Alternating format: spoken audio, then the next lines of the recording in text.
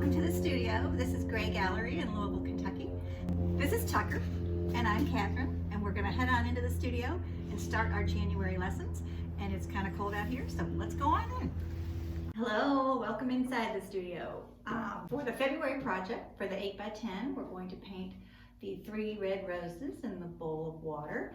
And I know if this is your first project, or even for those of you who've been painting with me for a little while, it might sound intimidating to paint flowers, and it might seem intimidating to paint a bowl of water. I'm going to go through it with you step by step, and I'm going to make it easy, and we're going to enjoy it. So ready for step 1.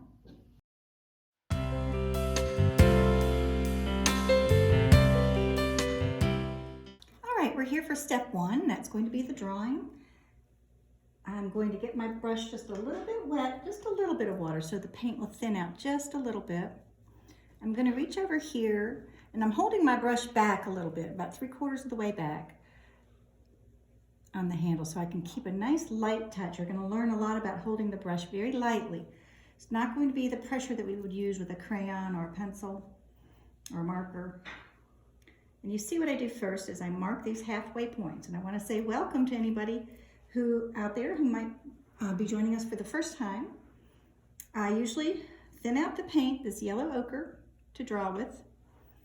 Why yellow ochre, people ask me? Well, it's one of the pastier paints, which means it will dry, when it's thinned, it'll dry a little faster.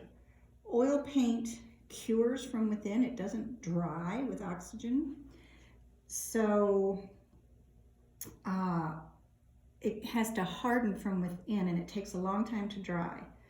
If you thin it with either water in our case, or turpentine, or linseed oil, mineral spirits, the drying time will speed up. So what we're doing is we're drawing with a pasty or dry paint to begin with.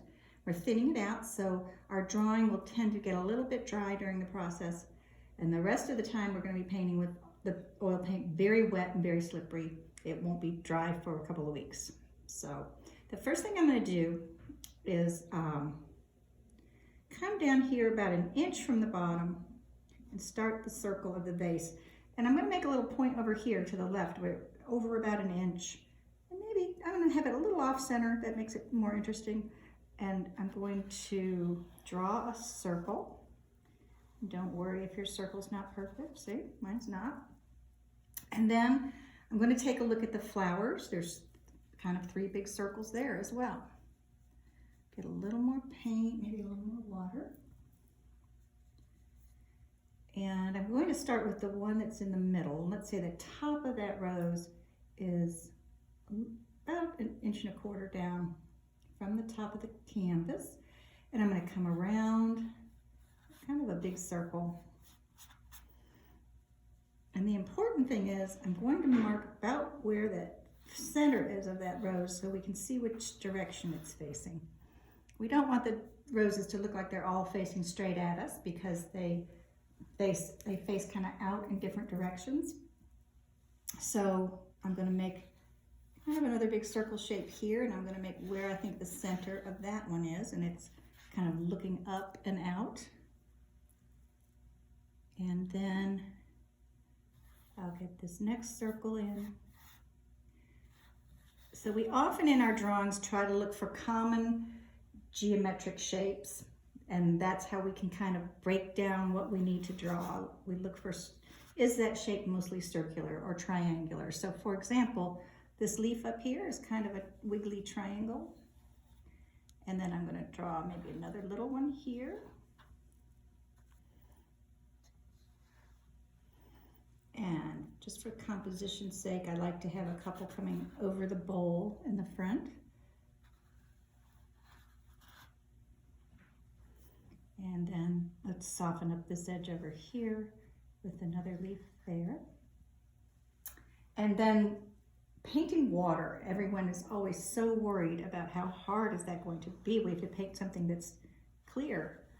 Well, in the 2-dimensional surface, it's not clear.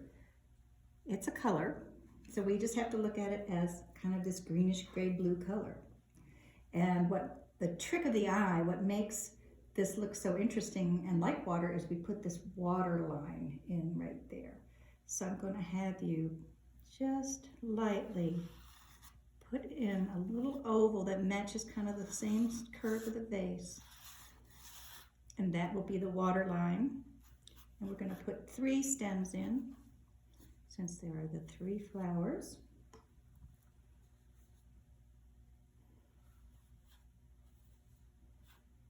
And then we're going to come back in the next couple of steps. This is kind of the shadow line. Then the next couple of steps, we're going to have some fun with color. So pause here if you need to and finish up your drawing. And when you're happy with it, you can pick up again, and I'll see you back here at step 2.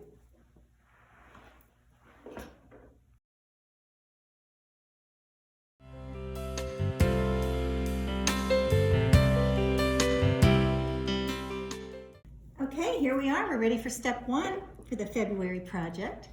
And we're going to be painting roses, an appropriate theme for Valentine's month.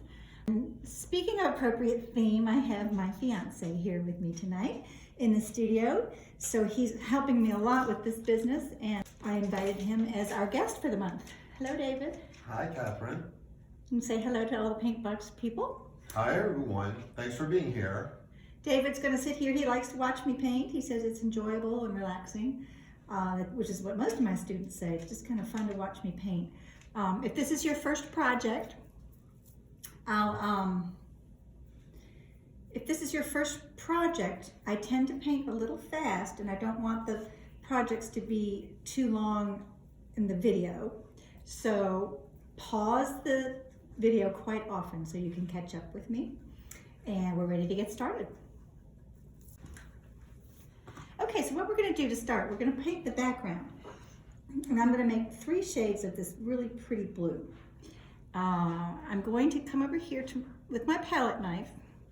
If you've laid your paints out, hopefully like dime-size piles of paint to start with, I'm going to take my palette knife, which is kind of flexible, kind of bendy.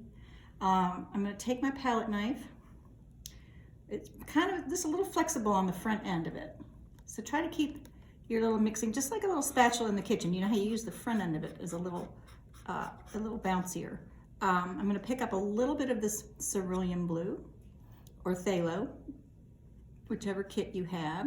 And then I'm going to pick up a little bit of the ultramarine blue. So in other words, I'm mixing the 2 blues together to get this intermediate shade of blue. And I just use the springy end of that knife.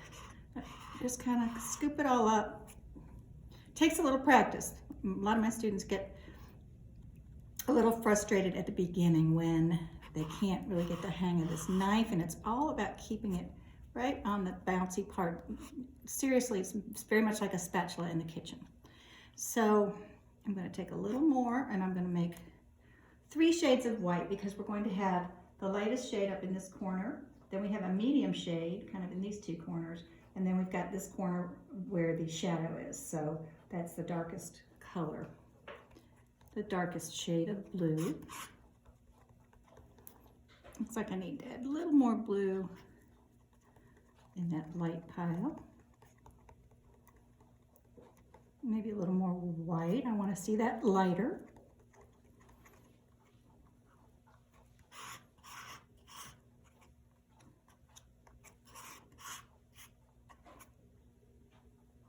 And then I'm going to make the darkest pile.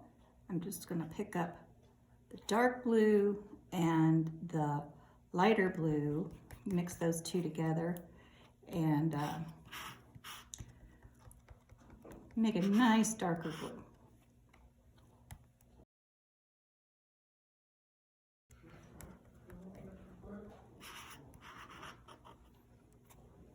All right, I'm happy with my 3 piles of blue paint.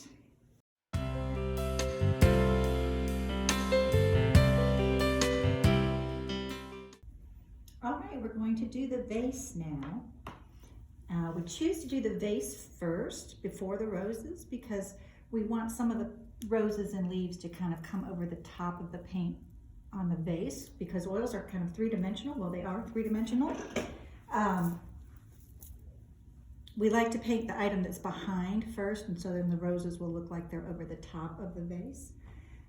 So we're going to do three colors for the water. I'm going to do a light, kind of light blue greenish gray, and then a medium of that greenish gray, and then kind of a little more of a darker blue that's maybe what we're seeing the fabric through the glass down in this area.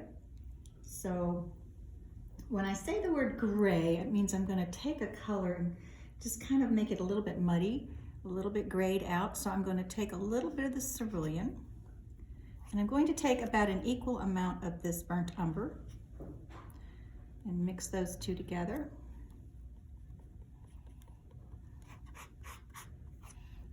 And then just a little bit at a time, I'm going to add the white into it until I get it to a color that I like.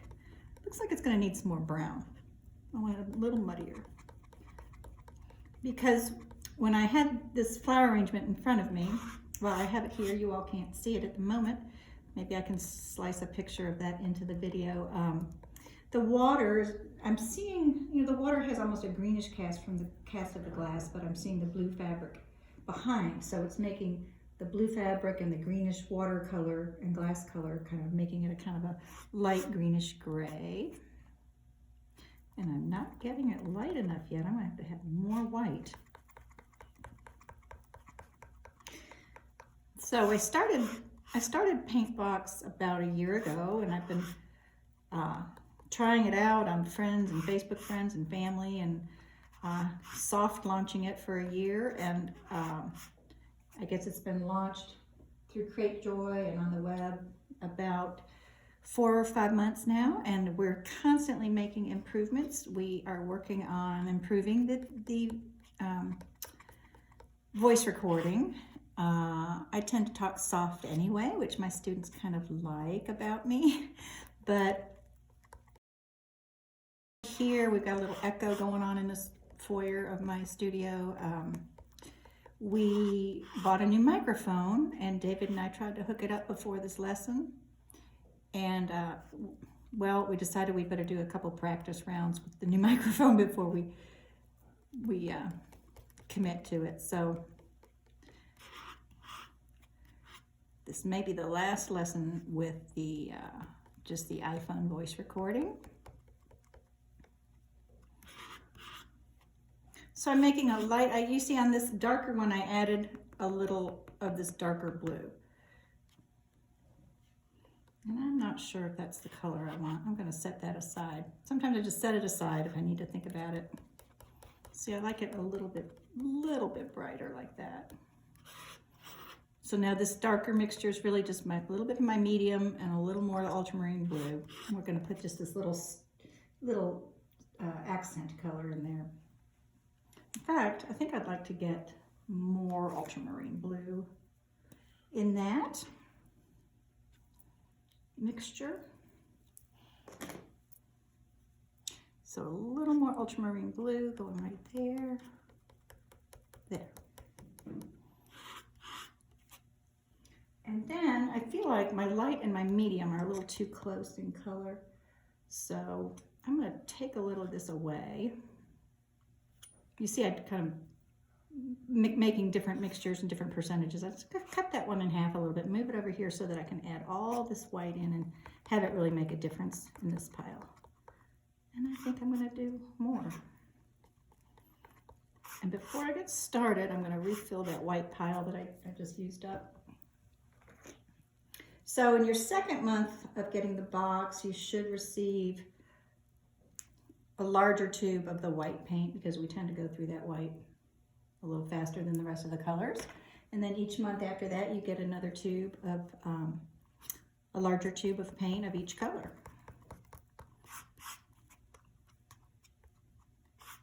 Okay, it's time to put that water color in. And it looks like I need to add a little brown in that, just a little gray it out.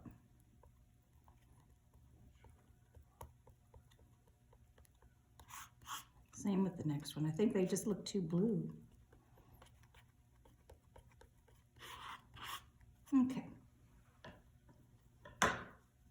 So I'm going to take the first one is the lighter color. I'm just going to start up in here under those, between those leaves and under those leaves.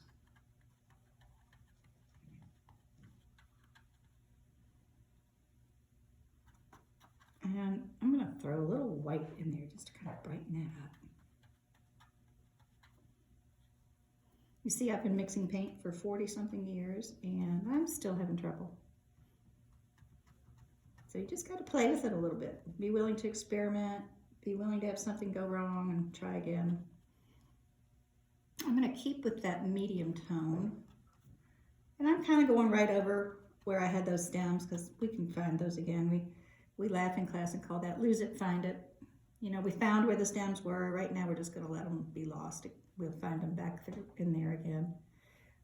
And I'm going to pick up the darker color that I made for this shadowy color. That looks a little dark. I'm just going to add some white right in there too.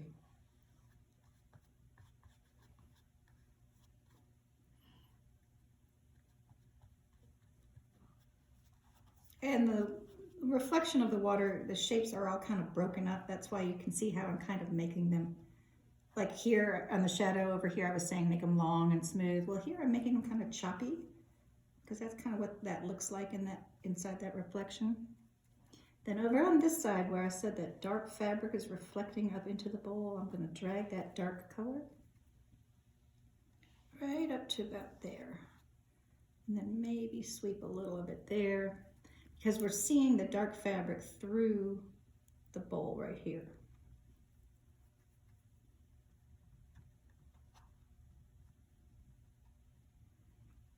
And now, let's see, I have one more area to fill in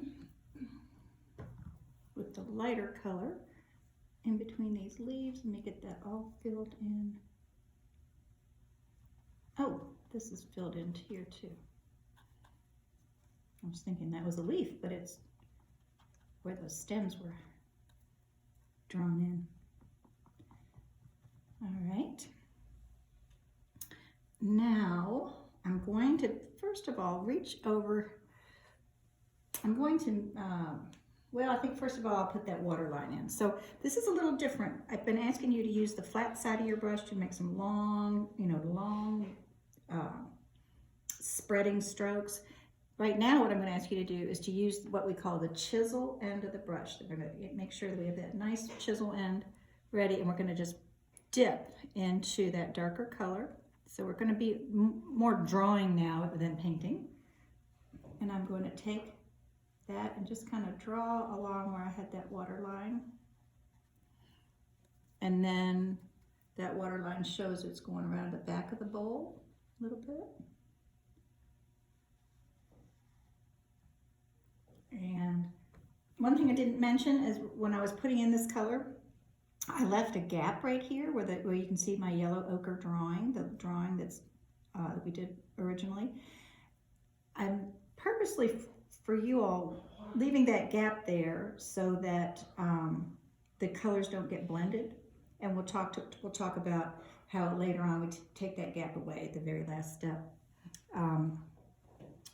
But I think we might leave the vase and the water, the bowl like this right now. See if there's anything else I want to do in there. And then we will pause and I'll meet you back for, we might blur that just a little bit. I'll meet you back here for step 4, which will be the roses and the leaves.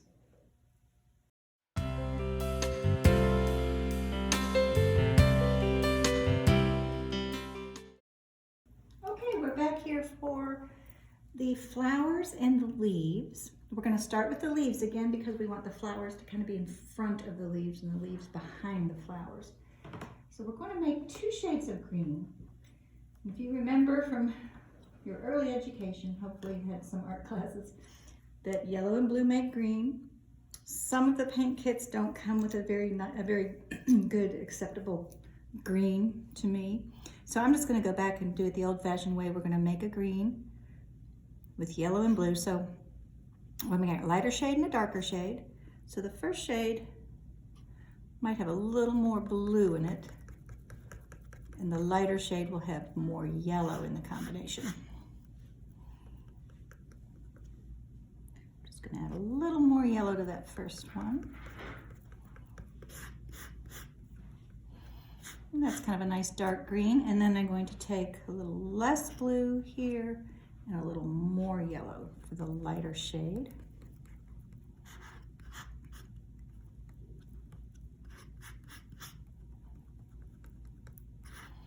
And you know, I said 2 shades, but I think I'm gonna sneak in one more shade. I'm gonna take a little bit of that green, add more yellow, and a little bit of white to make kind of a real pretty highlight color you can see up at the top here.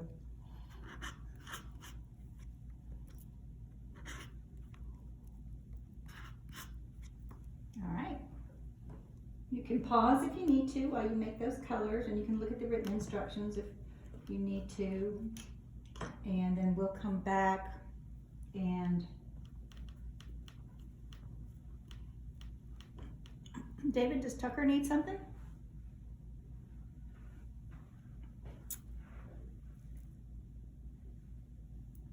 Okay, I'm going to start with the darker green.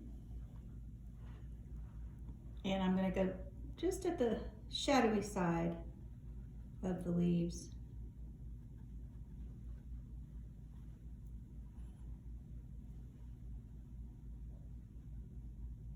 Down underneath where I think there's more of a shadow side to the leaves. I think I was using another paint kit. I know we have a couple of brands of paint over the months because of, well, sometimes because of COVID and supplies.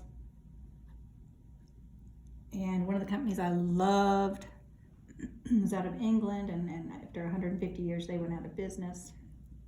So I had to switch to another brand.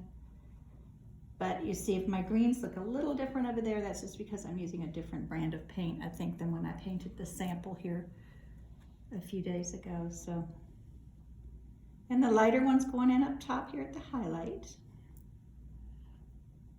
And then just kind of a nice highlighted leaf up here. Maybe we'll add a little dark into that one. So I'm using those longer strokes again, kind of nice, because I'm following the shape of the leaf, and I'm just pulling that down, kind of a nice longer shape. So sometimes the shape and length and direction, well, not sometimes, but really always, the shape and length and direction of our brush strokes in oil add to the composition and add to the quality of the painting. So like I said, I did those kind of fast. If you need to pause in the middle of a segment, then please feel free to do so. But I'm basically doing a lighter side and a darker side so that they have a nice 3-dimensional look. And then I'm going to pick up that middle green, I think, or maybe a little bit of both middle and dark kind of blended on my brush, and take down those 3 stems through the water. And, oops. So I'm taking wet paint right through a big pile of wet paint. I'm going to do it very gently. You see, if I just don't put any pressure on my brush at all, then you can get that color to show through. And there's a lot of technique to how you hold your brush very gently in oil painting to get that paint to slide through the wet paint. And in this method of painting, we don't let layers dry in between, as you can see. This is called alla prima, or direct method painting. And this is kind of how the Impressionists painted.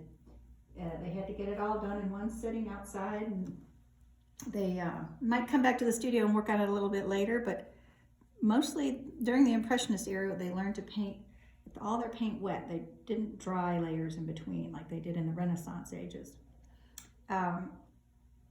Right here, I have the leaves looking like they're going over the top of that water line, so I've got to change that so the water line on the glass is in front of the stems, because we're looking through the glass right there.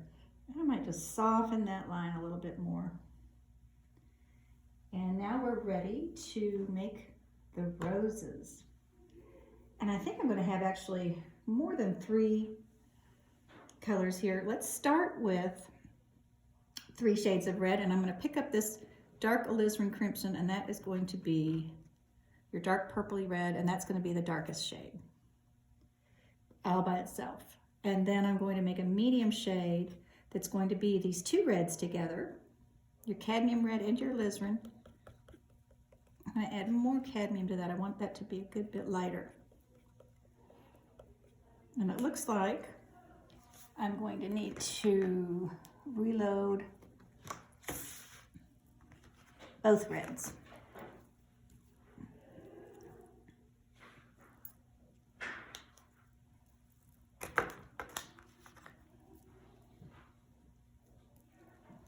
All right, loading both those piles.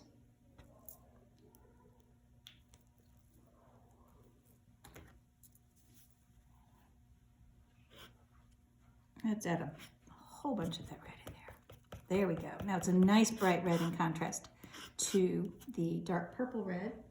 And then I'm going to make one that's just a little bit of both reds and add some white to it.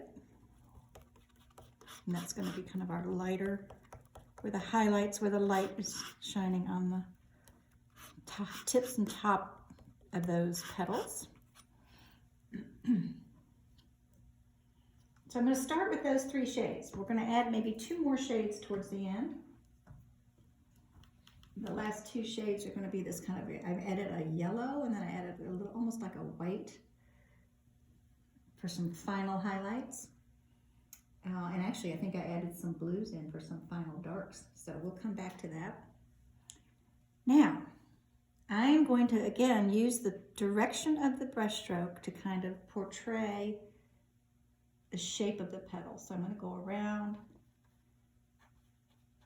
I'm going to start with these darks, this darkest color down here in the shadow area. And again, you see where I'm leaving a little gap here? I'm trying to put my paint on here so that these 2 colors don't touch. I don't want really this burgundy red blending into that green leaf right now.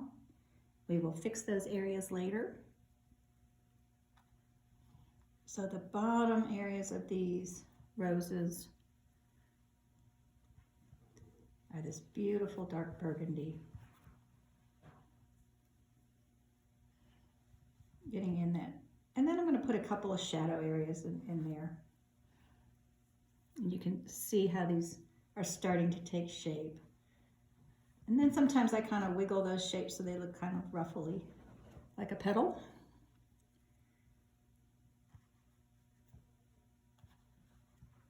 I think I'm going to go to the medium color now and start laying that in the same way. And it's okay if these colors touch. We want these colors to blend and touch together and look real smooth and soft. I'm going to just wiggle my paint a little bit there.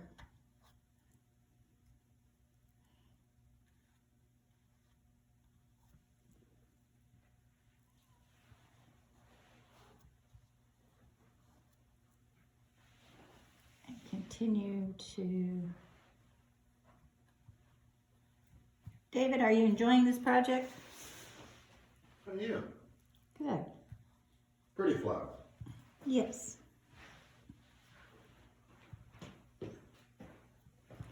Okay, then I think I'm going to, let's put this last little bit of that medium color on here and start picking up the light color. And I'm just going around in little concentric circles here.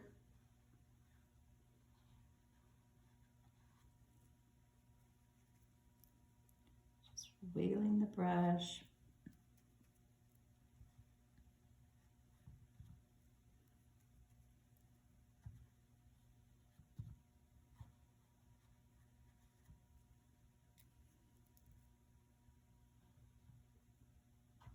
Flowers are so much fun to paint. All the different shapes and all the colors and all the different petals. We want to keep it simple, you know, we don't want to look like we're painting every single petal. We just want to give the illusion of a fluffy, ruffly, soft rose. Then I'm going to fill in the middle here, get the last little bit filled in. And then we're going to come back with those 2 colors I was talking about, the kind of accent colors. Because really when the light hits those petals, you see so many different colors, so many different shades of red.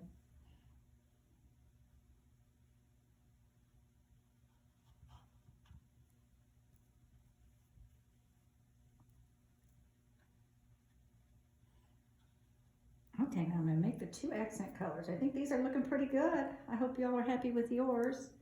I'm gonna take a little bit of this bright cadmium red. Sometimes some kids might call it scarlet or vermilion. I lay out the palette with specific colors to use every time, and you should get in the habit of always having those same colors in the same place. I was told very early on it was almost like a typewriter, but now we would say a keyboard. You want to have everything in the same place so that when you reach for it and go to get it, the right side of your brain stays engaged. If you have to stop and think about things and go get more supplies, you're switching to your left side of the brain. And right side of the brain activities where all your creative juices are, you know, so it's better to try to stay there and really you get so relaxed like that. I don't know what color that was I just made. It's really not good. So I think I was doing that because I didn't have any of this yellow out. So did you see I was talking, and I'm not telling you what I was doing. I was taking I started talking about the name of your bright red. It could be different in each kit, like I said. But if it says scarlet, it's going to be your brighter, kind of yellowy, more orangey red. So scarlet or vermilion or cadmium red. So that's your nice warm red. And I'm going to add a little yellow, so I'm making an orange. Red and yellow making orange. Because really in that flower, when the light was hitting it, there was a little glow of something really warm. And then I'm going to make, well, let's put those in there first. I've got to wipe off that purpley paint. All right. So I'm just going to pick up that bright orange, and it's going to mix in with the purpley red a little bit. See, so it's not going to show up quite as much as you'd think, but it's just going to be a pretty little accent.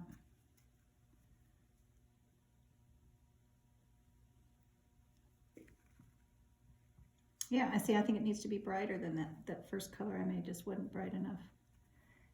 Lay that in there. In fact, I'm going to make it again. I don't think I've got it quite right this time. I'm going to take bright red and the bright yellow.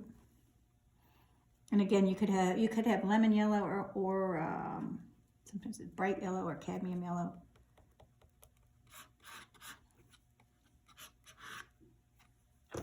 Bright orange, when I lay it into this purpley red that we have over here already, it will blend a little bit and won't be quite so bright, but that's kind of what I was aiming for.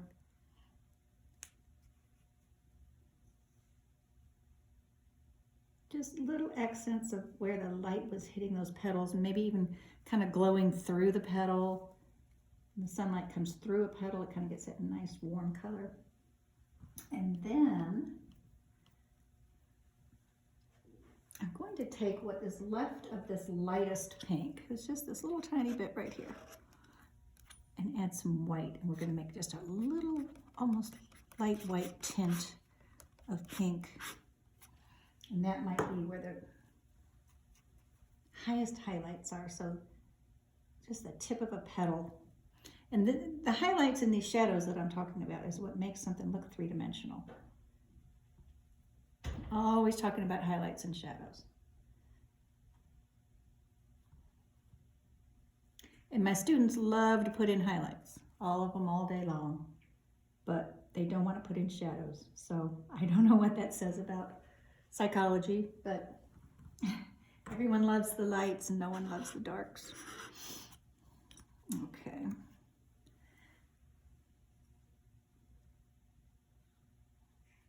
Then I'm going to make that very last color that I was talking about. Actually, I think what I'm going to do, just kind of let these colors mix on the canvas. I'm going to add that really dark blue right into that, so it makes almost like a purple down in there. So it almost makes a dark shadow.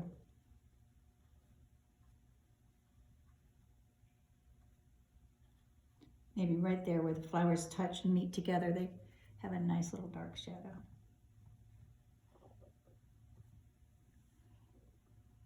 Okay. I think, let's see, you know what? I've got this little purple shadow before I say we're moving on to the final step. I'm gonna just put some dark purple shadow right in under these flowers by the water. Kind of looks a little too light in there. And I'm not sure if that worked, but we'll come back and address it in the final step, which is what we call finishing up. And I'll see you back here for that step in just a few minutes.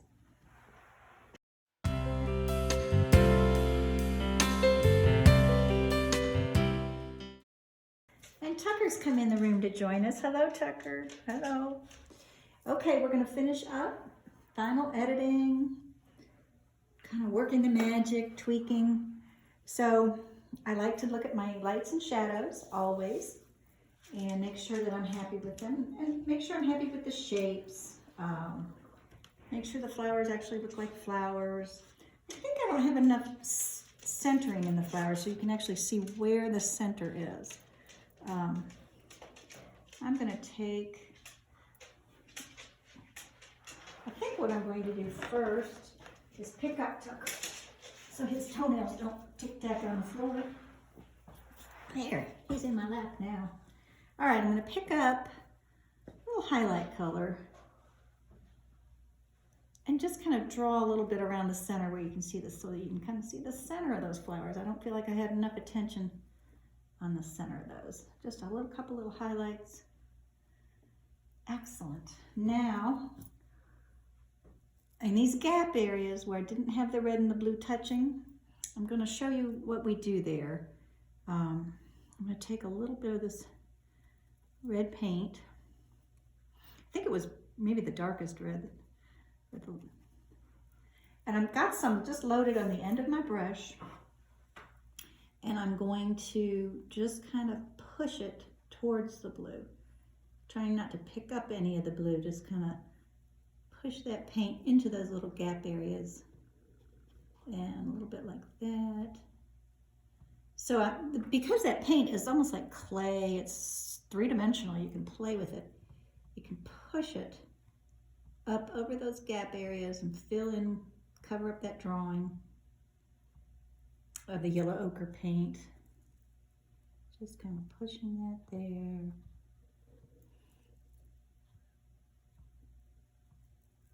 And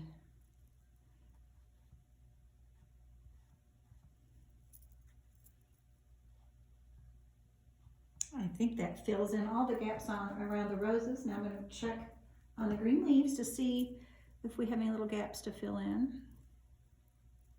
I picked up the darker color, so I'm going to fill in some of those gaps. This is where we go a little slower, take our time. This is where I use that corner, that nice sharp corner of the brush to kind of get into those little spaces. And now I'm going to pick up that lightest green.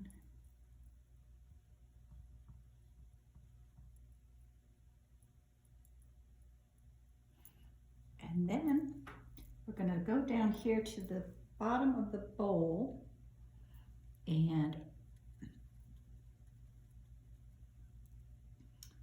just a little bit of paint on the end of my brush. Just going to tap along here towards the blue. You could even touch the blue a little bit if you just pulled your brush really gently. You get a nice kind of blurry glassy edge, glassy looking. When I did that, I kind of lost some of my shadow down here, so maybe I'll swoosh around a couple of little darks up in there so the water looks a little more watery. And that, by mistake, I just took out a line that I didn't want to take out, so I'm going to put that back in.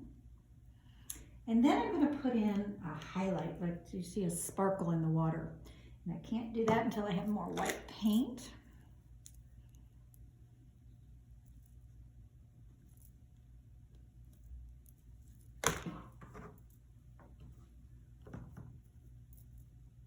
So I'm going to take white paint just on the tip of my brush, a nicely loaded brush, and now it's all about how gently I lay that down. So it's kind of like you're icing a cake and you want to put one color on top of another. You'd have to just take that spatula and let it just slide across just about like that. And then I'm going to get a little more. We'll put a little sparkle over here.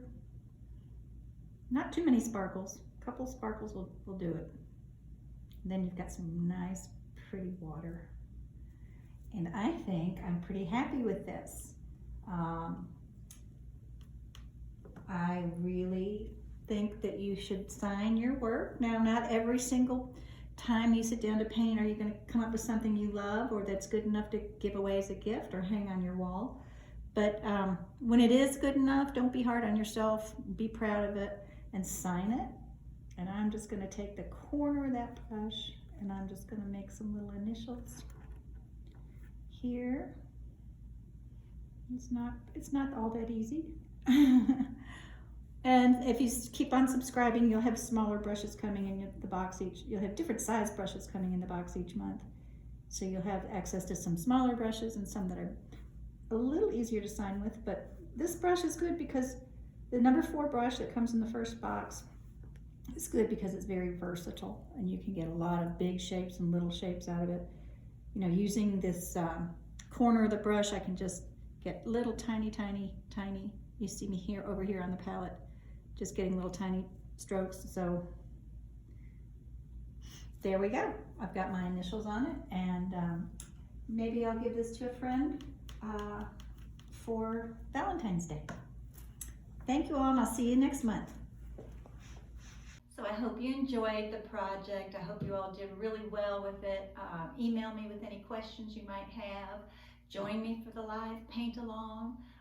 That would be the 3rd Thursday, I believe, but I'll get an email out to you to let you know the link for it on YouTube. And I hope you enjoyed the project, and we'll talk to you next time. Bye.